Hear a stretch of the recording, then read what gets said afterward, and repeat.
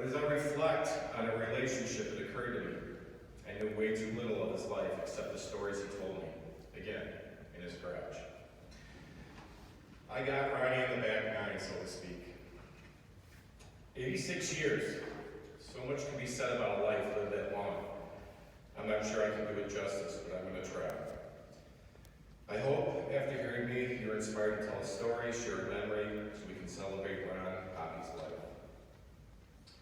Our relationship has always been one out of respect and affection.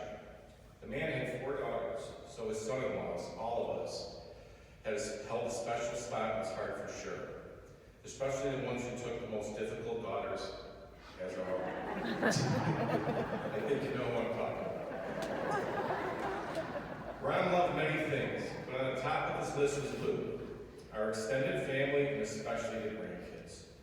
A very close second was Sweets in his garage, but I'll circle back on that later. Ron loved us all, but his grandkids were next level. He had old school, crazy protection plans in place for our kids, pretty much anyone who messed with the family. It was legendary. Many of you know what I'm talking about. I never met someone who could verbalize those feelings and protections like he could. He was quite a wordsmith. He was all about family. First, stay together, look out for each other.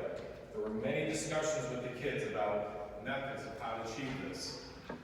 Personally, I'm not running anyone over in my car for a slight against the family, but I'm not going to lie. I like to hear his program every now and then. It drove home the length he would go to keep everyone safe. Ron was truly bonkers over our kids, every one of them, and I say that in the most loving way.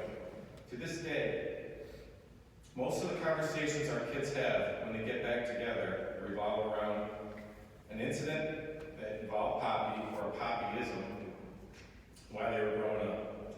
He loved to be around them in a group and get them one-on-one. That was his thing. The man was not your traditional grandfather in any sense.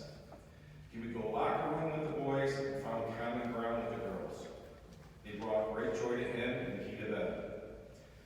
Personally, I like to be helpful when Ron asked, and he asked often. The man treated me as his son and always sang my praises, even when they weren't warranted. Marty, what can I get you? Jill, leave Marty alone. The guy works his butt off.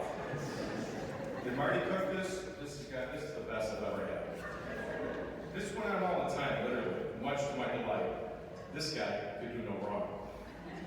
As it turns out, nothing is better when your father-in-law always takes your side. It seemed unfair, but I loved it, and I loved him for selling it.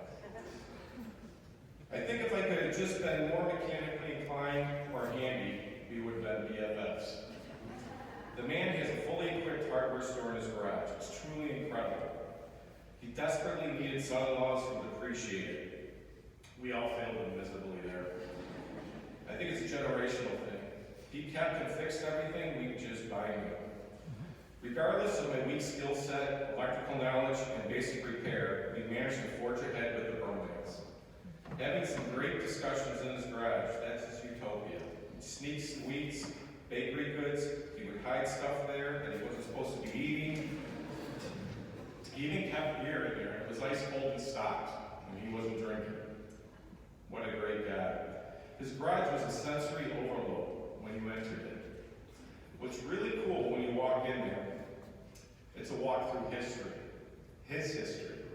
It's a story of childhood, service in the military, starting a family, having outdoor parties with families, women and cooking, grandkids growing, the simple things in life that help you define who you are and the footprint you leave.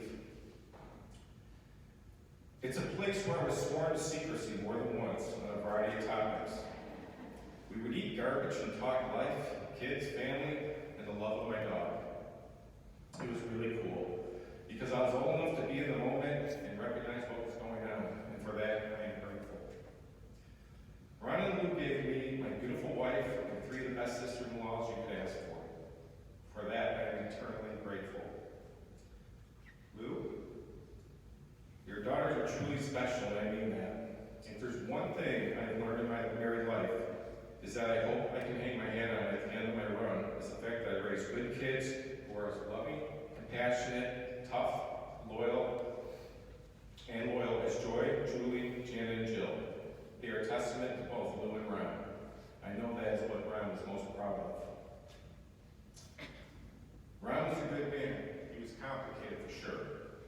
His heart was always in the right spot. The road to get there was bumpy and rough.